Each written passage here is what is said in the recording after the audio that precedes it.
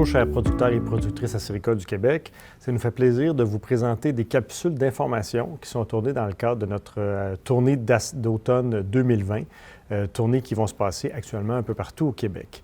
Dans le cadre de ces capsules-là, on va vous parler forcément de l'état de situation par rapport à la COVID 2019. On va vous revenir sur les ventes de l'agence de vente, le classement du sirop d'érable, le contingent acéricole bien évidemment et les communications corporatives au PPAQ. On termine en parlant de la promotion du sirop d'érable sur les différents marchés et d'autres sujets d'actualité comme la livrée des forêts, les milieux humides, le sondage satisfaction des producteurs et en terminant les prochains rendez-vous acéricoles où est-ce que vous allez être conviés évidemment. Au niveau de la COVID 2019, vous le savez, ça a complètement chamboulé la façon dont on travaille au PPAQ depuis le début, en fait depuis la fin mars 2020. En gros, on a réussi à équiper tous nos employés de moyens de travail à distance. Donc, environ, en fait, 75 des employés des PPAQ travaillent donc de la maison depuis ce moment-là. Et on a gardé au bureau, en fait, le personnel essentiel, essentiellement l'agence de vente, donc tout le lien avec les producteurs et également la facturation au niveau des acheteurs. C'est quand même le cœur de notre agence au PPAQ. En même temps, on a réussi à maintenir toutes nos réunions de comités, autant au niveau de l'exécutif que du conseil d'administration, que les comités de travail. Donc, on a utilisé des moyens de communication comme Zoom ou Teams Meeting pour maintenir ce niveau de communication-là. Et on a quand même réussi à mettre en place différents projets, dont, entre autres, le programme d'avance sans classement. Donc, ça a été une première cette année où les producteurs pouvaient avoir 50 de la valeur de leur sirop avant que celui-ci soit classé. Tout ça dans un contexte de pandémie, ça a été quand même tout un travail. Ceci étant dit, on a quand même des ajustements à vous proposer pour la tournée d'information de cet automne et c'est pourquoi on fait des capsules à l'heure actuelle. Bonjour, chers producteurs et productrices. Aujourd'hui, je vais m'entretenir avec vous sur le sujet de la récolte, le bilan de la récolte mondiale. On va regarder plus en particulier aussi ce qui s'est passé via l'agence de vente, donc vous, la production, les ventes et ainsi de suite. Et après, on va terminer avec les exportations canadiennes de sirop d'érable. Si on revient au bilan de la récolte mondiale, le Québec a produit cette année 175 millions de livres de sirop. C'est encore une fois une année record. L'année dernière, on avait produit 159,4 millions. Les États-Unis aussi ont été en croissance cette année. Ils ont produit 51 millions de livres versus l'année passée, 48,5. Les autres provinces aussi ont produit un peu plus, 16 millions versus 15,2 millions l'année dernière qui avait été produit. Donc, le total de la production de sirop d'érable cette année est de 242 millions, puis l'année dernière, on était à 223 millions. Donc, vous pouvez constater qu'il y a eu une grosse augmentation. Donc, c'est ce qui nous fait dire que la récolte a vraiment été bonne à travers les États-Unis et le Canada. Le classement, si on revient spécifiquement à l'agence de vente, donc vous, les producteurs du Québec, qu'est-ce que vous avez produit? Donc, vous avez envoyé présentement, en date du 31 août, 134,5 millions de sirop qui a été classé via l'agence de vente. L'année dernière, on avait terminé l'année à 139,7. On a regardé les chiffres, puis on estime qu'on va terminer autour de 150 millions de livres de sirop d'érable qui va être produit d'ici les prochaines semaines, qui va avoir été classé. Ce qui m'amène à vous rassurer pour la pénalité qui est incluse dans le règlement de l'agence de vente de 10 sous. Comme vous pouvez voir, étant donné qu'on a produit beaucoup, ça va être difficile de terminer le classement avant le 30 septembre. Selon nos estimés, on devrait terminer plutôt autour de la troisième semaine d'octobre. À cause de cela, votre conseil d'administration a adopté une résolution qui permet de reporter la pénalité de 10 sous au 31 octobre. Donc, il n'y a pas de souci à avoir. Le sirop qui va être classé au mois d'octobre, aucune pénalité va s'appliquer. Si on revient aux ventes, les ventes en date du 31 août, donc les ventes facturées et les ventes en consignation chez les acheteurs autorisés sont autour de 117 millions de livres de sirop. L'année dernière, on a terminé l'année avec autour de 127 millions de livres. L'année est tôt, on est seulement encore au début septembre, donc on s'attend à avoir d'autres commandes d'ici la fin de l'année, mais encore une fois, on ne peut pas le fixer en date d'aujourd'hui, mais on s'attend vraiment qu'au 28 février, les ventes vont avoir quand même augmenté. Donc, en date d'aujourd'hui, votre réserve stratégique se situe autour de 120 millions de livres. Quand on regarde, là, il y a deux pôles, il y a le pôle industriel et le pôle régulier. Présentement, le pôle industriel se situe autour de 20 millions de livres, puis le bon goût serait autour de 100 millions. Puis quand on regarde l'intra versus le hors contingent, bien, c'est à peu près 2 tiers intra-contingent versus 1 tiers hors contingent.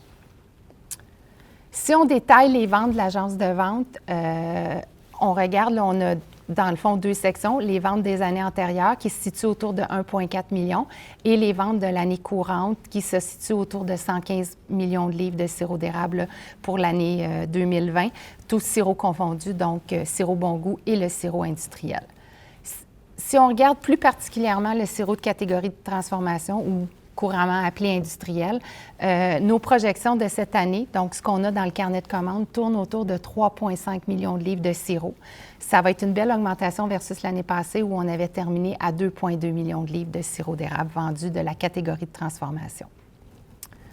Les exportations canadiennes à travers le monde, donc les États-Unis, les marchés du Japon, le UK, l'Allemagne et d'autres pays, ont fait vraiment un bond très intéressant cette année. Quand on regarde la période de janvier à juillet, l'année dernière, on se situait autour de 58 millions de livres. Cette année, on est presque à 75 millions de livres de sirop qui a été exporté là, à travers le monde. Donc, ça fait une augmentation là, de 30 à presque de 30 d'exportation canadienne. C'est ce qui nous amène à croire là, que les ventes vont continuer à augmenter d'ici les prochains mois, puis on va pouvoir vendre via l'agence de vente à nos divers acheteurs autorisés pour continuer l'augmentation des exportations canadiennes. Un dernier petit point, faire un petit bilan sur l'eau d'érable. Comme vous le savez, depuis 2013, l'eau d'érable a été mise en marché par les PPAQ et est toujours en croissance. Donc, les 2 dernières années, 2018-2019, avaient été des bonnes années. On avait vendu en haut de 2,5 millions de litres d'eau d'érable. Cette année, dû à la COVID, les ventes ont été vraiment plus basses. On a vendu 75 000 litres d'eau d'érable. Cela est dû au fait que certains fournisseurs n'étaient pas capables de fournir la matière première à nos acheteurs d'eau d'érable dû à la COVID. Donc, ceux-ci ont dû se retourner vers des acheteurs d'eau d'érable qui avaient déjà de l'eau en Tetra Pak pour pouvoir là, combler leurs commandes de cette année. Mais on a un grand espoir que l'année prochaine, tout va être rétabli puis les ventes d'eau d'érable là, vont revenir à un niveau qu'on a déjà connu. Ça mettrait fin à ma courte présentation de beaucoup de chiffres. J'espère que je ne vous ai pas trop endormi et je vous souhaite une bonne fin de journée. Merci. Bonjour. Le niveau de paiement est en contingent. Pour les 9 dernières années qui se situent entre 2011 et 2019, la moyenne est de 95,4 %. Il est à noter pour les années 2011, 2013 et 2014, nous avons atteint un niveau de 100 %. En ce qui concerne les années 2015 et 2016, il nous reste à peine 1 % de versement à faire. Pour l'année 2020, l'année récolte en cours qui n'est pas complètement terminée, nous avons un taux d'avancement de 40 % pour la facturation en date du 30 juin. Maintenant, je vais vous présenter le niveau de paiement pour le sirop de catégorie de transformation, communément appelé autrefois le sirop industriel. À partir de 2014, nous avons créé 2 pôles pour séparer le sirop typique du sirop industriel. Pour l'année 2014 à 2018, le niveau de paiement se situe en dessous de 37 %. L'année 2019, on s'est démarqué avec un taux de 45,9 %, dont un rabais de 55 sous la livre a été appliqué. En ce qui concerne aussi pour l'année 2020, étant donné que les résultats des révisions ne sont pas encore tous connus, c'est ce qui représente le faible taux de 2,7 %.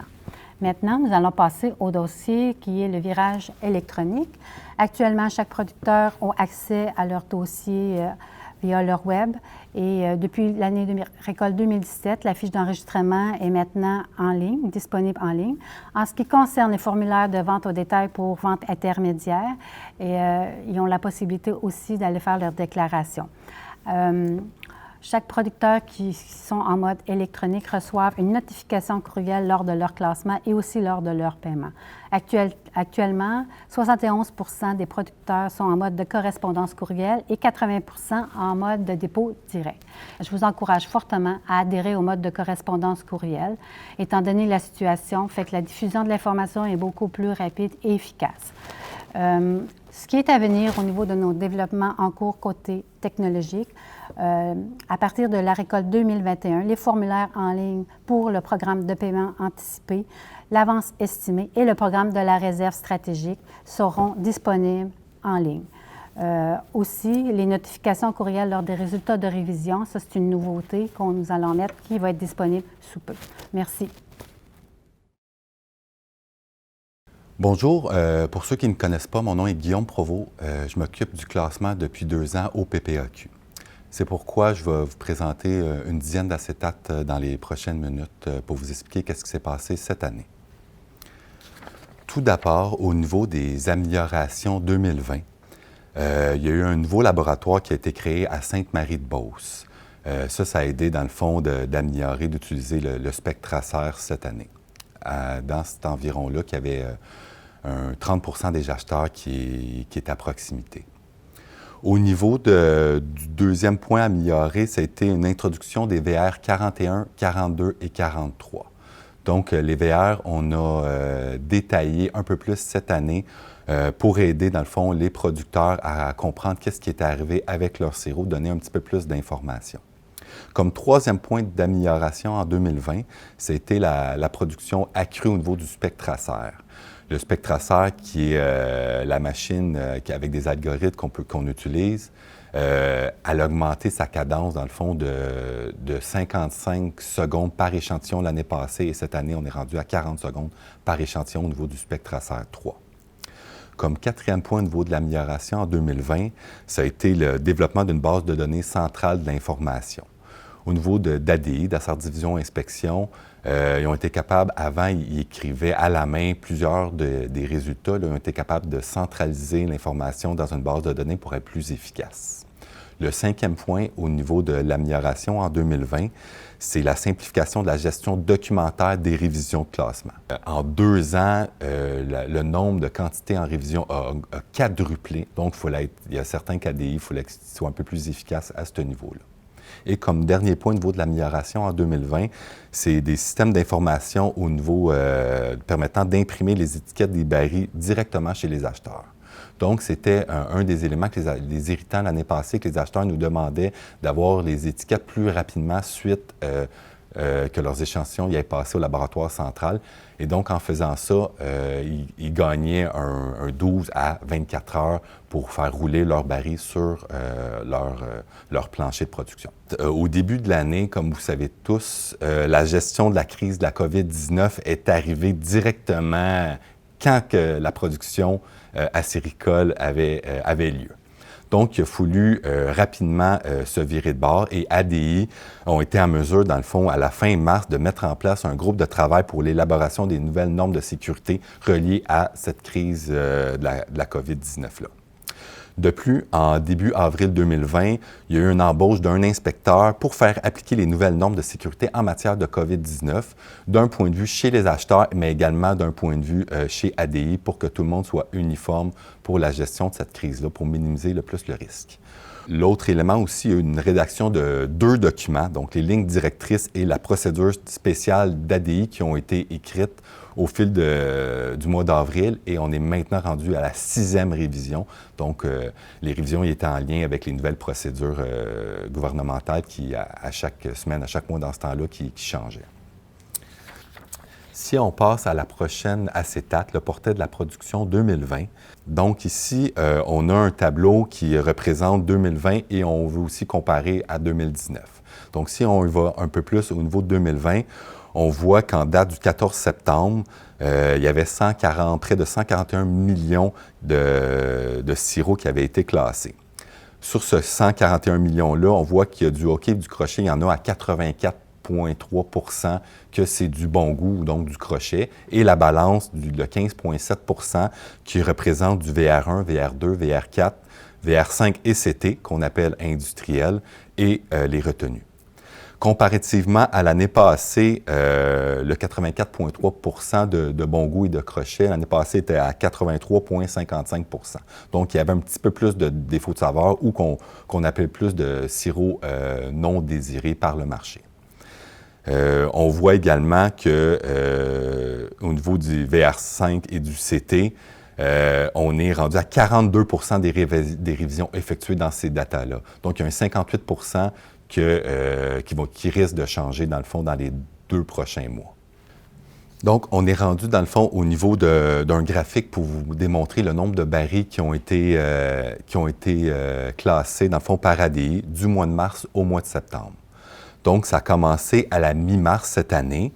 On peut voir que, rendu à la mi-avril, le Bas-Saint-Laurent a débuté, dans le fond, son classement. Donc, on avait environ, à ce moment-là, un 9 inspecteurs qui étaient sur le terrain. Rendu au mois fin mai, début juin, il y a environ 14 à 16 inspecteurs qui ont rentré chez ADI pour suffire à la demande. Donc, on voit que pour le mois de mai au mois de juin, c'est les pics, dans le fond, du nombre de barils qui ont été faits par ADI. Le plus élevé était de 4 328 là, à la fin mai. On voit aussi qu'il y a des fins de semaine que ADI est rentré, dans le fond, pour pouvoir avancer quelque peu aussi le classement pour vraiment aider selon le besoin des acheteurs. On est maintenant rendu au portrait de la production 2020 du niveau des producteurs. Il y avait 6 582 producteurs qui avaient fait classer par l'agence de vente, dans le fond, par ADI. J'ai tenté de diviser ce tableau-là, dans le fond, par les 12 différents syndicats régionaux et également par strate de sirop industriel, qui est du VR5 ou les différents CT. Donc, c'est juste pour démontrer un petit peu qu'il y a un pourcentage, disons, un 10 des producteurs qui ont fait plus de 10 des sirops industriels cette année, mais c'est réparti quand même sur la moitié des syndicats. Si on va au niveau de l'autre acétate, qui est une continuité, dans le fond, à la production 2020 au niveau des producteurs, ici, on a développé l'année passée un bulletin qualité, donc pour de l'amélioration continue, donc pour aider les 10 des producteurs que je vous parlais à l'autre acétate. On voudrait trouver des façons d'aider ces producteurs-là de quelque façon que ce soit. Donc, on va émettre une nouvelle version de ce bulletin qualité-là pour aider les producteurs. La façon ici qu'on a mis dans cet acétate-là, on fait juste la façon de calculer le pourcentage des producteurs, la moyenne régionale, puis se comparer avec la moyenne provinciale. Fait que c'est un peu qu'est-ce qui va être émis là, à la fin décembre là, de chaque année pour pouvoir aider les producteurs. Si on tourne au niveau de la laboratoire centralisé en 2020, cet acétate-là, c'est l'élément quand même positif de l'année 2020. Donc, on était capable de faire plus de 95 000 barils divisés en 3 laboratoires centrales. Donc, Saint-Norbert, Sainte-Marie, vous expliquais tantôt, et Pointe-aux-Gamouques dans l'Est. Donc, ce 95 000 barils-là, il a été fait par le Spectracer. Ils ont passé par le Spectracer. Ça représente 67 des barils qui ont passé, dans le fond, au laboratoire central. L'autre partie, donc le 33 de tous les barils, donc avec une moyenne de 200 barils, il y a une deuxième équipe qui a été capable de faire 200 barils pour un total de plus de 46 000 barils. Donc, ce total, 95 379 plus 46 400 barils, ça représente 141 779 barils qui ont passé par les laboratoires centrales cette année. Donc, pour une moyenne d'environ 593 barils quotidiennement pour chacun de ces laboratoires-là. Prochaine à acétate, au niveau de l'augmentation substantielle des révisions de classement, comme je l'ai expliqué tantôt, de 2018 à 2020, on était à 3 956 en 2018 et maintenant à plus de 15 205 révisions en 2020. Donc, ça a quadruplé. Donc, quand on voit le tableau là, un peu plus bas au niveau du 67,89 de hockey et 16,41 de crochet, donc l'addition des deux-là, ça donne 84,3 je l'ai expliqué tantôt. Donc, ça, c'est du bon goût, ça ne s'en va pas dans le processus de révision. Donc, la balance, le VR1, VR2, VR4, ça représente environ 10 de la production québécoise cette année. Sur ce 10 %-là, il y a une personne sur 10 qui décide de faire une révision de classement. Donc, une personne sur 10 est égale à 9,82 %. Le VR5 et le CT qui est l'industriel, toutes les VR5 et le CT industriel, cette année, vu qu'il n'y avait pas la présence des producteurs, on a décidé de les envoyer aussi en révision automatique payée sans frais par les PPAQ. Donc, si on additionne l'industriel et 10 de tous les VR1, VR4, VR5, ça donne un total de 15 205 révisions. Donc, ce 15 205-là, divisé pour la production totale, ça représente 4,5 de la production totale. Donc, il faut juste relativiser en révision. Il y a 4,5 de la production qui s'en vont en révision. Sur ce 4,5 %-là, Si on va dans l'acétate suivante, au niveau des révisions de classement, en 2020, il y a uniquement 54,1 % des résultats qui ont été répétés. Donc, au classement original, on avait un résultat X, puis au classement révisé, il y a uniquement 54,1 % des révisions qui se sont avérées le même résultat d'un point de vue valeur commerciale. Donc, l'année passée, si on compare, on était à 67,2 %. Donc, ça, c'est l'élément cette année qu'on a de la misère à expliquer le pourquoi de cette différence de 13 % entre l'année passée et cette année. Puis là, vous voyez au niveau de l'amélioration, il y avait 42,3 % cette année qui s'améliore dans ces révisions-là, et l'année passée, c'était 25,9 %. Au niveau des révisions de classement, comme conclusion, il est certain qu'on vous a entendu. Dans le fond, vos administrateurs vous ont entendu qu'il y avait une incohérence dans le classement, que ça affectait beaucoup les poches, dans le fond, des producteurs. Donc, comme prochaines étapes, il va y avoir une mise en œuvre d'un comité de classement qu'on va débuter par des élus et par des employés des PPAQ.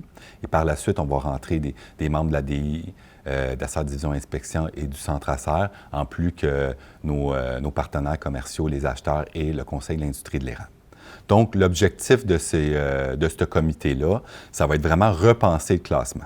Donc, améliorer le système pour la prochaine récolte à court terme, mais il va avoir aussi repensé à moyen et à long terme pour amener des outils un peu plus objectifs pour les éléments, les irritants. Donc, l'incongruité que vous avez vue, dans le fond, dans vos classements, c'est l'élément qu'il va falloir travailler pour le futur parce que c'est certain, on vous a entendu, les administrateurs vous ont entendu et on veut aider dans la prochaine saison et dans les prochaines saisons à venir. Merci. Bonjour, il me fait plaisir de m'adresser à vous via ce canal en fonction du contexte particulier qu'on connaît cette année. Donc, je suis ici pour vous parler du règlement sur le contingent, le dépôt qu'on a fait à la Régie.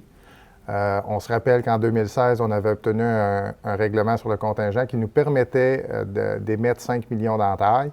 Et lors de la décision, la Régie nous avait mentionné qu'on devrait revoir notre règlement qui était devenu difficile d'application en fonction de toutes les modifications qu'il y avait eu au cours des dernières années. Donc, on a amorcé le travail à ce moment-là.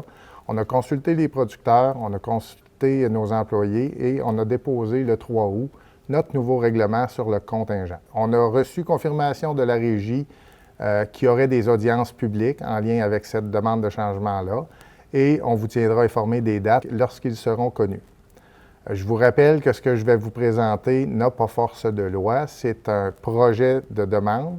Donc, le règlement actuel s'applique encore pour la saison à venir tant que la Régie n'aura pas statué sur notre demande. La demande de changement s'appuie sur 4 grands principes. La suppression d'articles qui étaient devenus désuets, l'harmonisation au niveau de certains articles qui n'étaient pas cohérents entre eux, l'intégration des demandes des producteurs depuis 2016, puis on a également introduit des nouveaux concepts. Au niveau de l'harmonisation, je vous dirais, la cession serait permise aux enfants et petits-enfants. La location serait possible pour les projets d'innovation et de relève. Et les baux de location seraient de 15 ans dans chacun des volets lorsqu'on va attribuer des nouvelles ententes.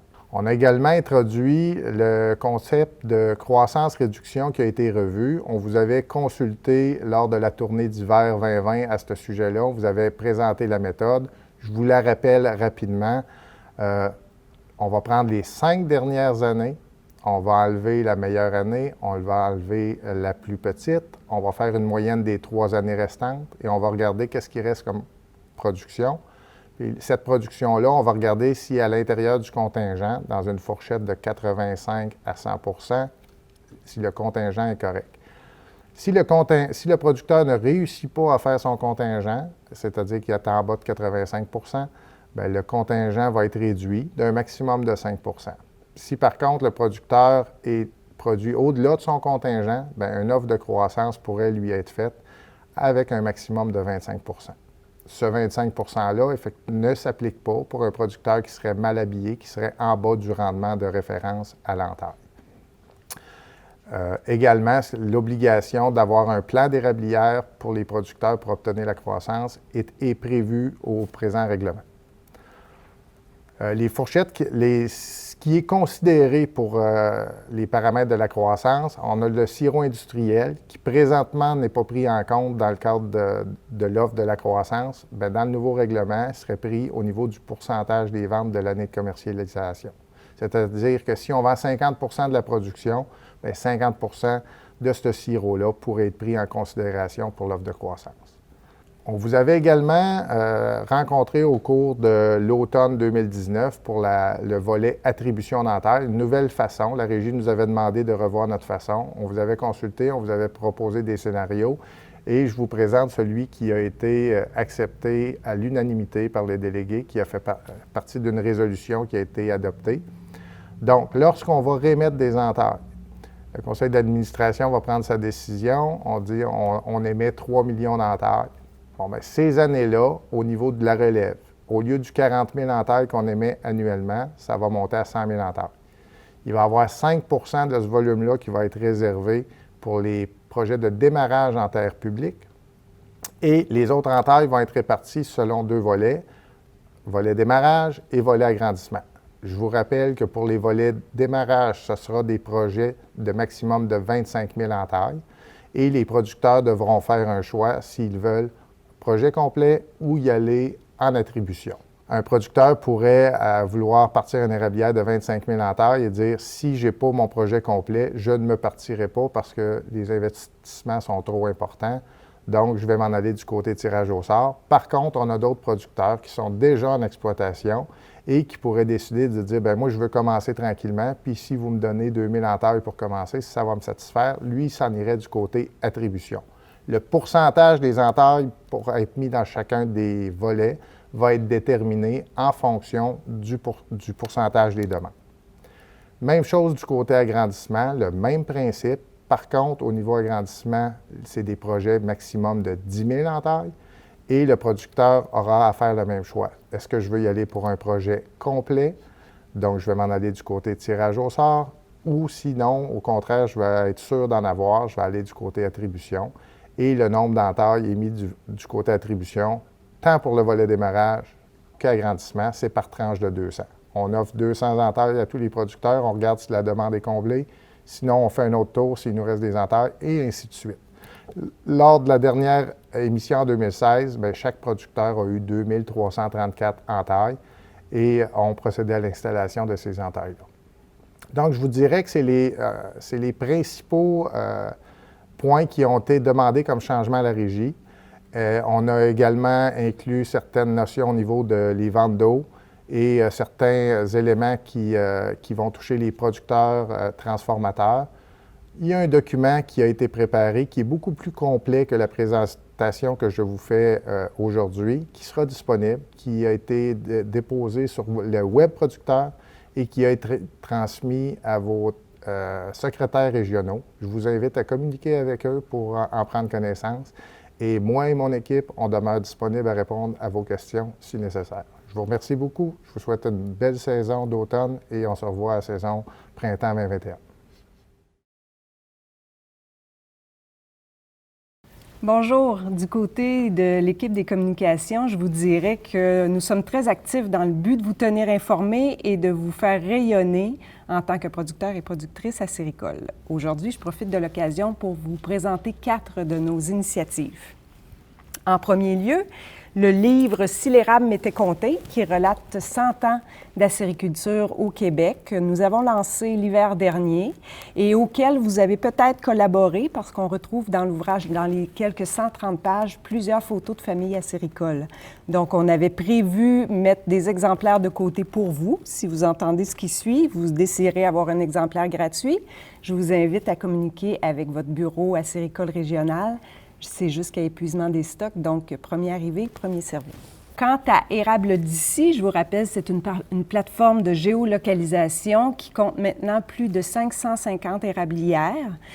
Cet automne, dans le but de désaisonnaliser l'achat de produits directement dans les érablières des produits d'érable, nous avons prévu une campagne qui va se tenir du 27 septembre au 8 novembre.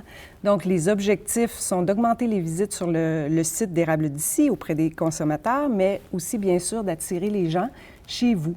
Donc, nous avons privilégié les médias Facebook et l'achat de publicité sur les moteurs de recherche de publicité de mots-clés. Donc, si vous êtes déjà inscrit, vous allez recevoir des communications par courriel à cet effet dans les prochains jours. Et si vous ne l'êtes pas, que vous vendez des produits chez vous, on vous invite à vous inscrire. C'est toujours gratuit. Devant la demande grandissante pour les produits, pour les articles promotionnels, on a développé une nouvelle collection à l'effigie des PPAQ et d'Érable du Québec. Et on a également développé une plateforme en ligne. Donc, à partir du mois d'octobre, directement en accédant à la boutique par le site ppaq.ca, vous allez pouvoir aller acheter à prix modique des articles promotionnels et ces articles-là vont pouvoir être livrés directement à l'adresse que vous aurez indiquée. Ça sera en ligne dès le mois d'octobre. Un projet sur lequel on travaille depuis plusieurs mois, la refonte complète du site ppaq.ca, donc un site qui se veut à l'image de la nouvelle identité de marque, qui va aussi chapeauter, faire le site ombrelle, donc avec nos autres, avec les sites de la même famille, Érable du Québec, Érable d'ici. Donc, il y aura des directions à partir de la page d'accueil. Et l'entièreté du site a été revue pour quiconque s'intéresse au domaine acéricole, aux producteurs que vous êtes. Donc, on peut trouver beaucoup d'informations sur le site de façon simple et vulgarisée. Et en dernier lieu, je tiens à vous rappeler que le web producteur est toujours un outil pour vous où vous trouvez tous les documents administratifs dont vous avez besoin. Et puis, le web producteur est également accessible à partir de mon compte directement du site ppaq.ca qui sera en ligne à partir du mois de novembre. Merci. Bonjour, aujourd'hui, je vais vous parler de la promotion. Alors, comme vous le savez peut-être, Érable du Québec s'est adjoint une nouvelle agence de publicité cette année. Cette agence-là se nomme Rethink et on a revu en fait avec elle un petit peu les différentes stratégies de promotion pour les années à venir, mais surtout pour la fin de l'année cette année. Alors, ce qui est prévu d'ici la fin de l'année, c'est 4 offensives majeures. Donc, on a une campagne d'automne qui est présentement en cours, je vais y revenir. On a une petite offensive qui aura lieu à l'Halloween. On a une grosse campagne dans le temps des fêtes et finalement une petite offensive publicitaire sur le marché du Québec et de l'Ontario quand on va revenir des fêtes autour de janvier-février. Alors, pour ce qui est de la campagne d'automne, peut-être avez-vous déjà eu la chance de voir les publicités 30 secondes à la télévision. Donc, 2 magnifiques publicités 30 secondes qui sont diffusées sur les grandes chaînes télévisées, Radio-Canada, TVA, Télé-Québec. Alors, si vous n'avez pas eu la chance de les voir, ça me fait plaisir de vous les présenter maintenant. Et suivra également les publicités 15 secondes. Donc, on a fait une version un petit peu raccourcie pour les médias sociaux. Donc, je vous présente les 4 extraits maintenant. L'Érable du Québec, c'est bon dans tout. Ça fait que pour nos annonces, on a choisi quelqu'un qui est bon dans tout. Claude Legault. Hein? OK. Qu'est-ce que je fais là? Tu brasses la sauce, Claude. C'est quoi le rapport avec l'érable? T'as mis de l'érable dans la sauce pour couper l'acidité. J'ai des bonnes idées des fois, hein? Je pourrais peut-être rajouter un peu de curcuma. Touche pas à la sauce, Claude. L'Érable du Québec, c'est bon dans tout, comme Claude Legault. C'est quoi le rapport entre l'érable et de la sauce à spag? T'as mis de l'érable dans la sauce pour couper l'acidité. Je pourrais peut-être rajouter un peu de curcuma. Touche pas à la sauce, Claude. L'Érable du Québec, c'est bon dans tout. Ça fait que pour nos annonces, on a choisi quelqu'un qui est bon dans tout. Claude Legault. OK. Faut que je fasse quoi, là? Goûte au potage, Claude. Il y a de l'érable dedans. Ça vous tentait pas une recette à l'érable normale, comme, je sais pas, moi, des crêpes? Toi, Claude, ça te tenterait pas de jouer autre chose qu'une police? Très bon potage.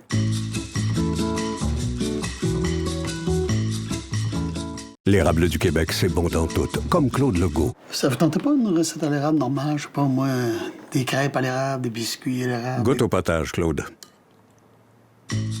Jambon à l'érable, tarte à l'érable, muffin à l'érable. Donc, j'espère que vous avez apprécié les publicités. Vous aurez reconnu notre célèbre Claude Legault. Thématique de la campagne cette année, l'érable, c'est bon dans tout. Donc, on a utilisé un langage un peu plus québécois. Et pour l'instant, en tout cas, les commentaires sont super bons. Donc, j'espère que vous êtes contents de ces publicités-là. Il y a aussi une campagne en affichage visuel sur les autoroutes qui a lieu en même temps. Donc, grands panneaux d'autoroute, super panneaux sur les axes routiers. J'espère que vous aurez la chance d'en apercevoir quelques-uns. Également, on a une belle offensive en partenariat avec Salut Bonjour. Donc, tout le mois de septembre, les chefs Jonathan Garnier et Hugo Saint-Jacques vont cuisiner des recettes à l'érable. L'idée de faire des offensives comme ça en télévision, c'est vraiment de donner l'idée aux gens de consommer l'érable de façon différente, toujours dans le but d'augmenter la fréquence d'utilisation. Donc, j'espère que vous aurez la chance aussi de voir ça. Comme je le disais un petit peu plus tôt, on va avoir une offensive pour l'Halloween. Le concept n'est pas encore défini, mais ça va se faire de façon numérique, donc à suivre également. Ça m'amène à vous parler de la campagne du temps des fêtes. Très grosse offensive cette année pour le temps des fêtes. Alors, je vous annonce en primaire qu'on reviendra avec 2 nouvelles publicités, toujours avec notre célèbre Claude Legault, donc 2 concepts différents. Toujours aux heures de grande écoute sur les différentes chaînes. On aura également encore des panneaux sur les axes routiers. À ça, par exemple, va s'adjoindre une grande campagne au niveau des médias imprimés, magazines féminins comme Ricardo, Véro, Coup de pouce, Châtelaine. Et cette année, pour la première fois, on a une association avec le prêt-à-manger Cook It qui va reprendre une de nos recettes à l'érable et qui va l'offrir à leurs différents consommateurs. Ce qui fait que c'est super le fun. Non seulement on va être dans les magazines, on va être dans le service de prêt-à-manger, on va être à la télévision. Ça me fait plaisir aussi de vous annoncer que un des commanditaires principaux a laissé sa place. Et on s'est empressé de prendre cette place-là. Et donc, Érable du Québec sera un des 3 commanditaires officiels du Bye Bye 2020.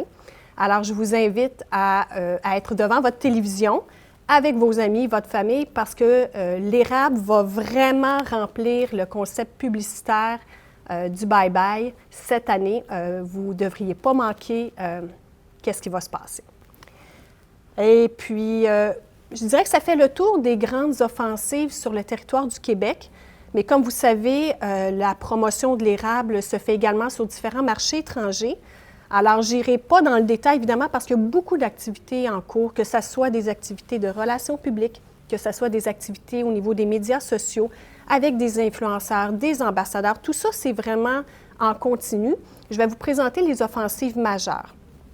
Au niveau du Royaume-Uni, ils ont décidé de faire cette année une grosse offensive autour du 17 décembre, qui est la Journée internationale de l'érable aux États-Unis. Alors, ils se sont appropriés cette journée-là.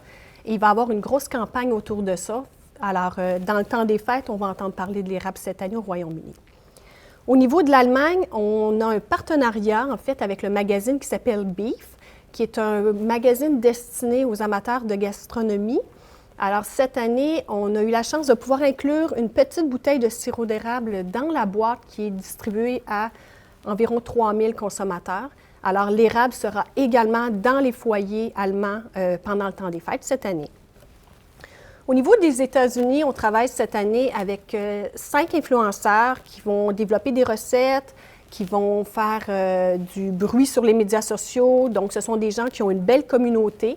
Alors, on va travailler beaucoup de choses avec eux, des stories, des recettes. Donc, c'est principalement ce qui s'en vient pour les États-Unis.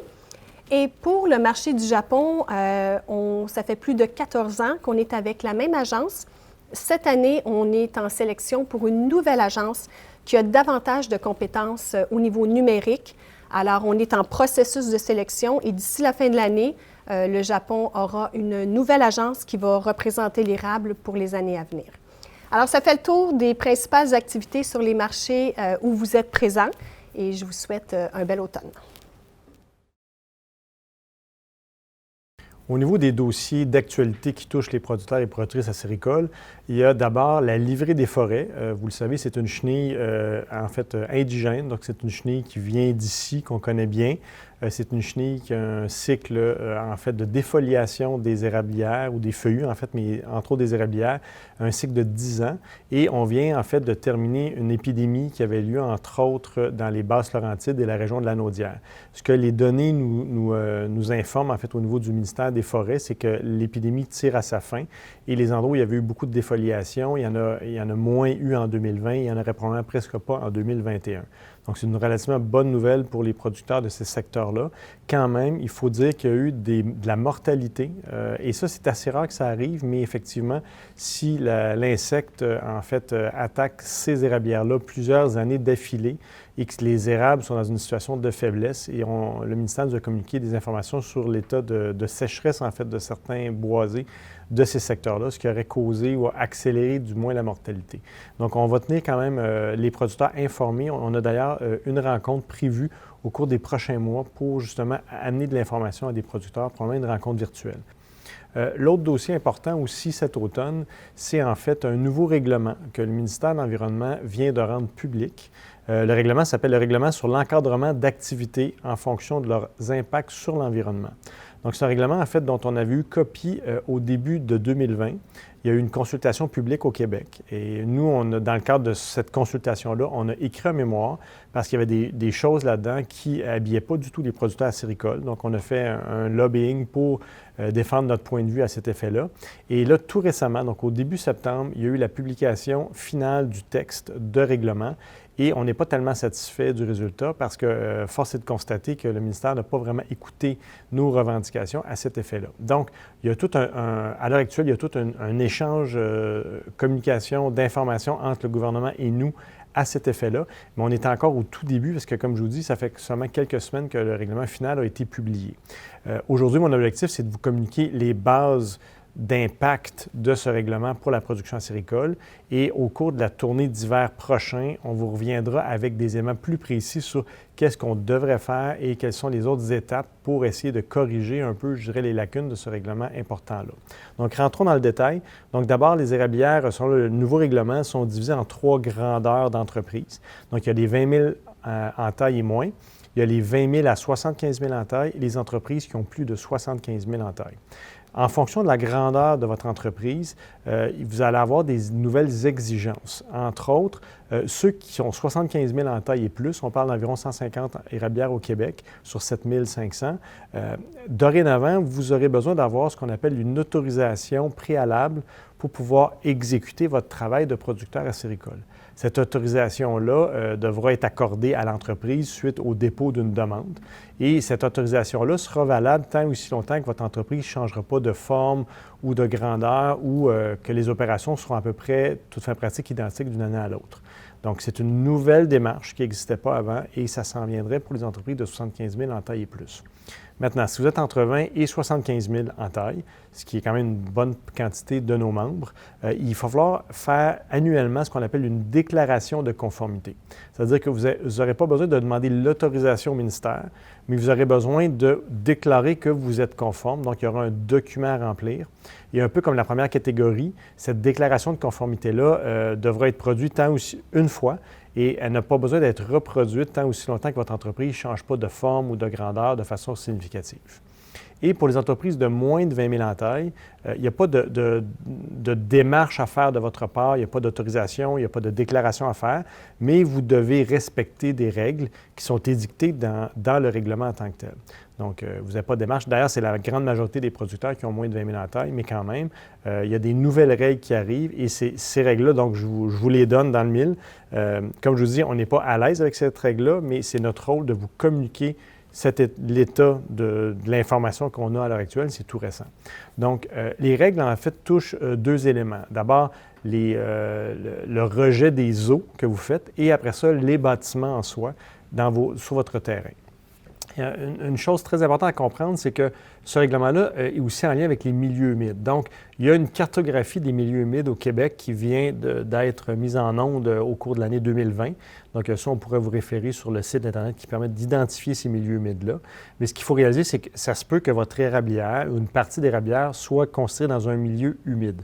Et là, soyons clairs, un milieu humide, ce n'est pas nécessairement un marécage ou un marais. Ça peut être aussi une forêt qui est relativement humide. Donc, c'est souvent des bas de pente. Où est-ce qu'on voit l'apparition de beaucoup, exemple, de plaines d'érable rouge? C'est souvent des bas de pente parce que la plaine est un arbre qui tolère beaucoup plus l'eau que l'érable à sucre traditionnel. Donc, vous pourriez avoir un milieu humide chez vous sans qu'il y ait nécessairement un marais ou un marécage dans votre érablière. Donc, il faut d'abord voir à cet effet-là si où est-ce qu'il y aurait des milieux humides chez vous. Deuxième des choses, quand on regarde le texte du règlement, le règlement stipule que les eaux usées, donc de votre cabane à sucre, ne doivent pas être rejetées dans un littoral, dans une rive, donc ça on parle d'une berge, en fait, d'un cours d'eau cartographié, ou encore ne doivent pas être rejetées dans un milieu humide. Alors, donc, d'où l'importance d'identifier s'il y a des milieux humides chez vous. Maintenant, quand on dit les eaux usées, il n'est pas précisé au règlement qu'est-ce qu'on entend par eau usée, parce que d'un côté, ça peut être les eaux de votre système sanitaire de toilette, mais ça peut être aussi des eaux de lavage.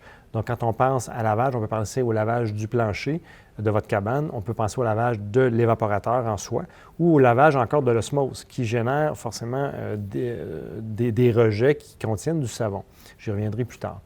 Il faut aussi réaliser la notion, quand on transforme de l'eau à travers une osmose inverse, il y a du rejet aussi de filtrat, qui est de l'eau pure essentiellement. Donc, est-ce que c'est considéré dans le règlement comme une eau usée?